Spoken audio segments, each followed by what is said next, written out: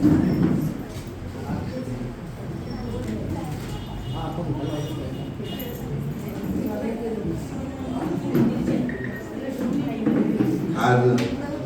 अतिशय आगळा वेगळा कार्यक्रम होत आहे आणि विशेषतः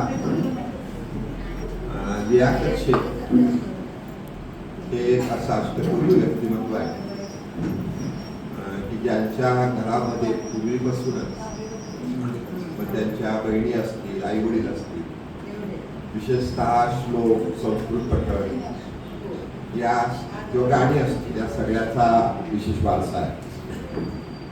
आणि जेव्हा वेगवेगळं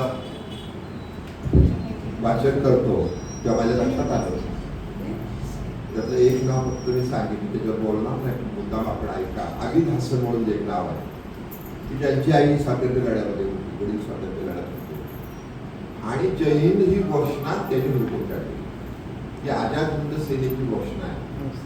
आणि नेताजी सुभाषचंद्र बोस असं म्हणाले त्यांची जी आझाद हिंद सेना म्हणजे महत्वाचं म्हणजे इथून जे भारतीय सैनिक तिकडं जपानमध्ये विशेषतः युद्धावर गेले होते दुसऱ्या महायुद्धामध्ये, तेव्हा ते सगळे सैनिक आपले भारतीय लाखो कैद झाले. आणि मग ते असं म्हणत होते की आम्ही इंग्रजांचं मीठ खाल्लं, आम्ही नाही तुमच्या बरोबर येणार. आणि मग जपाननी हे सगळं सैनिक विशेषतः नेताजी सुभाषचंद्र बोस यांच्या ताब्यात दिलं म्हणण्यापेक्षा नेताजी सुभाषचंद्र बोस तिथे जायचे आणि त्यांना पटवून द्यायची अरे भारत आपला स्वतंत्र झाला पाहिजे आणि हे किती महत्वाचं आहे. आणि त्याचं व्यक्तिमत्व असं होतं नेताजींचं, तिची सगळी माणसं म्हणजे ज्या बंदुका भारताच्या सीमेवरून दुसऱ्या देशाकडे वळवल्या होत्या त्या सगळ्या आपल्या भारताकडे वळवण्यात आल्या. पण त्या सैन्यामध्ये विशेषतः वेगवेगळे गट म्हणजे पंजाबी होते ते त्यांच्या देवाच्या नावाने किंवा त्यांचं काय असेल त्यांच्या नावाने जय जयकार करायचे. मुस्लिम समाजातले सैनिक होते ते सलाम म्हणायचे. हिंदू असतील ते कोणी जयराम म्हणायचं, कोणी काय म्हणायचं, गोरखा असेल ते वेगळं म्हणायचे. नेताजी म्हणतात आणि त्याहीपेक्षा प्रत्येकाचं स्वयंपाक वेगळं होतं, प्रत्येकाचं वेगवेगळे स्वयंपाक. ते म्हणजे असं होऊन कसं चालेल. तर तिने अभिद हसनला सांगितलं की तू अशी काहीतरी घोषणा काढ जी सगळ्या सैन्याला मान्य असेल. त्यांनी तो वेगवेगळे प्रयोग त्या लोकांच्या बरोबर राहून करत करत जय हिंदुस्थान करत करत करत जय हिंद घोषणा त्यांनी अंमलात आणली. ती सगळ्यांना आवडली, पटली. आणि जय हिंद मग त्यांनी सांगितलं नेताजी सुभाषचंद्र बोसना की जय हिंद घोषणा ही सगळ्यांना योग्य वाटते आणि ती आपण देऊया. नेताजींनी पण मिटिंग घेऊन ती घोषणा फायनल केली आणि आझाद हिंद सेनेच्या फौजेमध्ये पहिली जय हिंद घोषणा आली. पण आपल्याला सांगायला आनंद वाटतो की भारत स्वतंत्र ज्या दिवशी झाला तेव्हा नेहरूंनी सुद्धा तीच घोषणा जय हिंद ही घोषणा दिली, तीच मिलिटरीमध्ये पुढे. मी एवढंच सांगितलं की आजचा जो कार्यक्रम आहे तो तेव्हा तशी. तर मला मुद्दाम गायकांना असं सांगावं असं वाटतं की प्रत्येक गाण्यामागची स्टोरी तुम्हाला माहिती. म्हणजे बघा फणीश्वरनाथ रेणू त्यांचा पहिला कथासंग्रह ठोंबरी 1957 साली प्रकाशित झाला आणि या कथासंग्रहात मार वे गुलफाम ही कथा होती जी बासू भट्टाचार्य वाचली आणि त्यांना आवडली. आणि मग त्यांनी गीतकार शैलेंद्र यांच्याबरोबर या कथेवर चित्रपट काढायचं ठरवलं. तिसरी कसम हा चित्रपट निघाला. पण मला सांगितलं पाहिजे की 1957 साल कुठं नाही आता कुठं, पण आता सुद्धा त्या ठिकाणी एक पत्रकार आहेत अनंत म्हणून, त्यांनी विशेषतः शोध घेऊन आता एक पुस्तक निर्माण केलेलं आहे, तो गुलफाम की तिसरी कसम नावाचं. तर त्यांनी ही दोन पात्र त्याच्यामध्ये जी होती ही पात्र त्यांनी हुडकून काढली आणि हे सांगितलं की पात्र त्यावेळेला होती, फक्त त्याला त्यांनी लेखकांनी दिली तेव्हा. आणि या पात्राच्या माध्यमातून त्यांनी हा चित्रपटामध्ये राज कपूरने काम केलं आणि दुसरं वैदा रंगाने केलं. पण त्यापेक्षा त्यातलं जे गाणं आहे सजन नाही छुटं मत बोलो खुदा कृपाल जाना आहे, या गाण्याची कथा त्यात लिहिलेली आहे की शैलेंद्रना शूटिंगसाठी राज कपूर उपलब्ध व्हायचे नाही. शेवटी ते भेटायला गेले तेव्हा मेरा नाम जोकरचं शूटिंग चालू होतं. त्यांनी बरीच विनंती केली पण ते म्हणजे नाही, मेरा नाम जोकर त्याशिवाय मी काही येऊ शकतो. आणि ते जेव्हा घरी आले तेव्हा त्यांना हे गीत सुचलं, विशेषतः सज्जन रे झुटमत बोलो खुदा ज्ञान आहे. आणि हे कसं त्या कथेतल्या संवाद होते त्याला लागू. आणि त्याच्यापेक्षा या चित्रपटातला जो एंड आहे ते दोघांची भेट होत नाही असं एंड आहे. आणि त्यावेळेला राज कपूर हटून बसले की नाही ते दोघांचं मिलन झालं असं दाखवूया. पण हे जे फणीश्वरनाथ रेणू जे होते त्यांनी नकार दिला. ते म्हणजे मला तो मानधन मिळालेलं आहे, तुम्ही अवश्य हा चित्रपट काढा, तर लेखक बनून माझं नाव काय टाकू नका. आणि शैलेंद्रनी सुद्धा ते मान्य नाही केले. त्यामुळे हा चित्रपट फायनान्शियली पहिला चालला नाही, परंतु पुढच्या कालावधीमध्ये मात्र या चित्रपटाने इतिहास घडवला. म्हणजे अजून सुद्धा या चित्रपटाच्या प्रत्येक गाण्यावर कथेवर वेगवेगळे लेखक वेगवेगळे दिग्दर्शक असते, परंतु ही मंडळी त्याचा अभ्यास करत असतात. त्याच्यामुळे मला असं वाटतं की आपण ही गाणी आपण जेव्हा आपण सादर करता त्या हळूहळू आपलं वाचन सुद्धा वाढलं पाहिजे. आणि आमचा ह्या दिग्दर्शक पतसंस्थेचा खरा उद्देश वाचन संस्कृती वाढवण्याचा. विशेषतः आपल्याला कधीही लागेल ती पुस्तकं आमच्याकडे पुढे जोडू शकता. तर मला असं वाटतं की तुम्ही जर या प्रत्येक गाण्याच्या कथेमागं जर गेलात तर तुमचं गाणं प्रत्येकाचं चांगलं होतच आहे, म्हणजे अजून चांगलं होईल. आणि आपण जसं म्हणतो तसं कालच आपले विजय साबळे होते, तो कालचा कार्यक्रम त्यांचं म्हणणं आहे पुण्यामध्ये केली, तसं आपण सुद्धा आपला सुद्धा कार्यक्रम तिथं असा महोत्सव पुढे होईल 2-3 दिवस तरी पुढे असं पण करू की पुणेकरांना आपण दाखवलं आलं पाहिजे की आमच्या सातारमध्ये काय वैशिष्ट्य. आणि मला असं वाटतं की पुण्यात सुद्धा वेगवेगळे करावतीचे कार्यक्रम बघत असतो, परंतु आपल्या एका सातारकर म्हणून मला जर वाटत असेल तसं, परंतु आपली गाणी जास्त चांगली होतात असं मला वाटतं. यापेक्षा आपण काही वेगवेगळे प्रयोग करत आहात, त्या प्रयोगामध्ये आम्ही तुमच्या खंबीर पाठीशी आहोत. लियाकत शेख यांचा स्टुडिओवर आणि त्यांनी गाण्यासाठी जे वाहून घेतलेलं आहे ते अतिशय वैशिष्ट्यपूर्ण आहे. पुन्हा एकदा या कार्यक्रमाच्या निमित्त मी शुभेच्छा देतो. विशेषतः संगीत तज्ञ संजय दीक्षित, सुरेखा शेजवळ, दिलीप चनेगावकर, अनिल वाळिंबे सर्वजण या कार्यक्रमाला उपस्थित आहेत. तुमच्या सर्वांचं मी स्वागत करतो. आणि विशेषतः आनंद मला असं वाटतं की चित्राविषयी आनंद ही आनंददायी गोष्ट आहे. मला तर असं वाटतं की त्यांनी ह्या गाण्याच्या दृष्टिकोनातून गाण्यामागचं गाणं कुठून काढलं पाहिजे, कारण तुमच्याकडे ही सूत्रसंचलनाची विशेष कला आहे. आणि तुम्ही जसं मी कुठलाही इथं गाण्याचा कार्यक्रम चुकवत नाही, 3-3 तास बसलेलो असतो आनंद घेतो, तसा तुम्ही सुद्धा प्रयत्न करावा अशी मी इच्छा प्रदर्शित करतो. आणि पुन्हा एकदा दीपलक्ष्मी पतसंस्था विशेषतः आपल्या पाठीशी असेल. आणि तर प्राचार्य राजेंद्र शेजवळ उपस्थित आहेत, ते आता रिटायर झालेले आहेत, तेही आपल्याला सगळ्यांना मदत करत राहतील अशी अपेक्षा व्यक्त करून माझं प्रास्ताविक संपवतो. जय जय. व्यासपीठावरचे सर्व मान्यवर आणि माझे मित्र श्री लियाकत शेख साहेब, हर होणारी व्यक्तिमत्व आहे. 28 ऑगस्टला त्यांच्या स्टुडिओचं उद्घाटन माझ्याच हस्ते त्यांनी केलं होतं आणि त्यांच्यामध्ये असलेल्या गुणांमुळं त्यांचा स्टुडिओ लवकरच नावारूपाला भरपूर आलेला आहे. आणि सध्या त्यांना आमच्याकडे बघायला वेळ राहत नाही,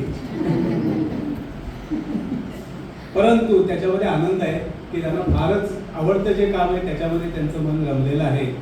आणि त्यांच्यासाठी मी अनेक शुभेच्छा व्यक्त करतो. आणि त्यांचा स्टुडिओ असाच भरू दे, ठिकठिकाणी महाराष्ट्रात त्यांचे कार्यक्रम होऊ दे. आणि त्यांच्या सर्व कलाकारांना आणि शेख साहेबांना शुभेच्छा देतो आणि माझे 2 शब्द विनंती करते की आपण स्टुडिओच्या वतीनं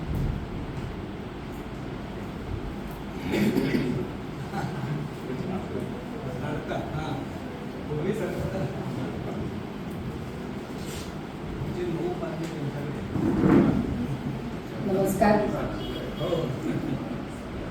तू तेव्हा तशी दीपलक्ष्मी नागरी पतसंस्था मर्यादित सातारा आणि माय बिट्स कराओके स्टुडिओ यांच्या वतीनं आज हा कार्यक्रम या ठिकाणी आयोजित केलेला आहे. 8 मार्च हा जागतिक महिला दिन हा साजरा होतो आणि त्यामुळं स्त्रीची जी विविध रूपं आहेत ह्या रूपांचं सादरीकरण गाण्याच्या माध्यमातून या ठिकाणी होणार आहे. आणि हे जे सादरीकरण आहे या सादरीकरणासाठी स्टुडिओचे प्रमुख माय बीट स्टुडिओचे प्रमुख जे आहेत लियाकत शेख सर यांनी नक्कीच छान मार्गदर्शन केलेलं असणार आहे. आणि त्यामुळे सगळ्या सातारकरांना अतिशय सुंदर अशी गाणी या ठिकाणी ऐकायला मिळणार आहेत. त्याचबरोबर हा दीपलक्ष्मी पतसंस्थेचे जे प्रमुख आहेत माननीय चिटणीस सर या चिटणीस सरांना खरं आधी धन्यवाद दिले पाहिजे, कारण हे जे दालन आहे हे दालन सगळ्याच गोष्टीसाठी या ठिकाणी उपलब्ध केलं जातं. पुस्तकप्रेमींसाठी आहे, ग्रंथासाठी आहे, गाण्यासाठी आहे, सगळ्या नवोदित कलाकारांना सुद्धा या ठिकाणी वाव देण्याचं काम या ठिकाणी चिटणीस सर करतायत. आणि आज तर या ठिकाणी स्त्रियांसाठी म्हणजे खास स्त्रियांसाठी कार्यक्रम करतायत आणि स्त्रिया ह्या या ठिकाणी स्वाभिमानी झाल्या पाहिजे, त्यांच्यामध्ये आत्मविश्वास निर्माण झाला पाहिजे. यासाठी या ठिकाणी श्री चिटणीस सर, लियाकत शेख सर या ठिकाणी पुढे आलेले आहेत आणि मला वाटतं की असं जर सगळ्या जर या ठिकाणी पुरुषांनी सहकार्य केलं, पाठिंबा जर दिला, तर मला नाही वाटत की स्त्रिया ह्या पाठीमागं राहतील, त्या आणखीनच पुढे जातील. कारण हा जो संसाररूपी किंवा हा जो जगन्नाथाचा रथ आहे, या रथाची 2 चाकं आहेत, स्त्री आणि पुरुष. कारण 50% स्त्रिया आहेत आणि 50% पुरुष आहेत. आणि ही जी 2 चाकं आहेत, ही 2 चाकं जर व्यवस्थित चालायची असतील तर एक चाक पुरुष रूपी आहे आणि एक चाक स्त्री रूपी आहे. एक चाक जर अडखळत पाठीमागे राहिलं तर पुढचं रथ हा पुढे चालणार नाही. तर दोन्ही चाकं जी आहेत ती समान चालली पाहिजेत. यासाठी स्त्रियांना समानतेचा दर्जा दिला गेला पाहिजे. आणि यासाठी पहिल्यांदा 1911ला चळवळ अमेरिकेमध्ये सुरू झाली. त्या ठिकाणच्या स्त्रियांनी, त्या स्त्रिया ज्या कामगार स्त्रिया होत्या, त्या स्त्रियांना समान अधिकार दिले गेलेले नव्हते. कामासाठी त्यांना वेतन हे कमी दिलं जात होतं, स्त्रियांच्यावरती अन्याय होत होता. आणि यासाठी वाचा फोडण्यासाठी तिथल्या स्त्रिया एकत्रित झाल्या, त्यांनी चळवळ केली. आणि त्यानंतर युरोपातील सुद्धा स्त्रिया याच्यामध्ये सामील झाल्या. अनेक ठिकाणी याची चळवळ सुरू झाली आणि शेवटी संयुक्त राष्ट्र संघटनेने याची दखल घेतली आणि 1977 साली 8 मार्च हा जो दिवस आहे हा जागतिक महिला दिन म्हणून साजरा व्हावा, यासाठी युनोनं या ठिकाणी पुढाकार घेतला. आणि आज जगभर 8 मार्च हा दिवस जागतिक महिला दिन म्हणून साजरा होतो. मला वाटतं की या जागतिक महिला दिना साजरा आपण 8 मार्च तर करतोय, परंतु मला वाटतं हा अख्खा मार्च महिनाच महिला दिन म्हणून साजरा होतोय, महिला महिना. कारण असे अनेक या ठिकाणी जे पुरुष आहेत त्या स्त्रियांच्या पाठीमागे खंबीर उभे राहत आहेत आणि स्त्रिया पुढे जात आहेत. आणखीन एक मला या ठिकाणी आवर्जून सांगावंसं वाटते की ही जी चळवळ आहे, ही चळवळ जरी जगभरामध्ये चाललेली असली तरी सुद्धा आपल्या देशामध्ये सुद्धा थोर महर्षींनी या ठिकाणी फार मोठं काम केलं. याच्यामध्ये सगळ्यात पहिल्यांदा नाव घ्यायचं आहे ते महात्मा फुले आणि सावित्रीबाई फुले यांचं नाव घ्यायचं आहे. कारण शिक्षणाशिवाय स्त्रियांच्या मध्ये आत्मविश्वास निर्माण होणं शक्य नव्हतं. आणि यासाठी महात्मा फुले आणि सावित्रीबाई फुले पुढे आल्या.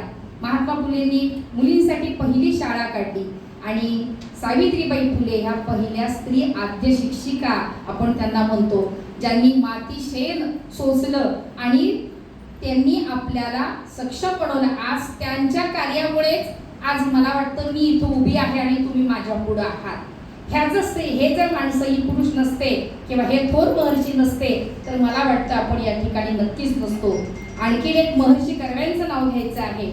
महर्षी कर्वे जे आहेत, महर्षी कर्व्यांनी सुद्धा त्या काळामध्ये प्रवाहाच्या विरोधात जाऊन कार्य केलं. एका विधवेशी विवाह केला महर्षी कर्व्यांनी आणि त्यावेळेला समाजानं त्यांना वाढीत टाकलं, परंतु तो सुद्धा घाव त्यांनी सोसलेला होता. आणि या सगळ्यांच्या कार्यामुळेच आज सक्षम आहोत, आज आपण भाग्यवान आहोत. आज स्त्रिया चूल आणि मूल याच्या पलीकडे गेलेल्या आहेत. त्या आपण सुनीता विल्यम आताच अंतराळातून जाऊन आल्या, ज्या अंतराळामध्ये पहिल्या अंतराळवीर जास्त दिवस अंतराळात राहणाऱ्या पहिल्या स्त्री आहेत त्या, आणि त्या भारतीय वंशाच्या आहेत. म्हणजे नक्कीच आपल्याला अभिमानास्पद गोष्ट आहे. आपण सुद्धा कुठंच कमी नाहीये. आणि आज आमच्या माय बीट्सच्या ज्या सगळ्या ज्या गायिका आहेत त्या तर तुम्हाला दाखवतीलच की किती सुंदर गाणी म्हणताय. स्त्रियांची विविध रूपं या ठिकाणी सादर करणार आहेत. मी पुरुष गायक सुद्धा कमी नाहीये, त्यांना काही मी म्हणत नाही, ते सुद्धा या ठिकाणी खूप सुंदर अशी गाणी म्हणणार आहेत. आणि या ठिकाणी सगळ्यांना शुभेच्छा देते आणि चिटणीस सरांना विशेष धन्यवाद देते की या ठिकाणी मला बोलवलं, मला बोलण्याची संधी दिली आणि त्याबद्दल मी सर्वांची खूप आभारी आहे. धन्यवाद.